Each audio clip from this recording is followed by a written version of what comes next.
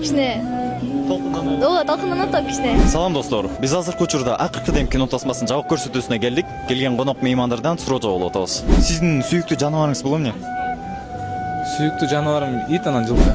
Мышык анан ат. Ат, жылкы. Жакындарыңыз үчүн мыйзам чегин бузат белесиз? Бузмакмын. Айтыш оор. Аябай оор неме болсо бузмакмын. Жалгыз ата кызды багыш оор болобу же эркек баланымы? Кызы. Негизи эле бала багыш кыйын го, эркек болобу, кыз болобу. Бул кино адамдарга кандай сабак берет деп ойлойсуз? Атанын баркын, жерибиздин баркын, элибиздин культурасын барктап билип көрсө деген эле ойдо.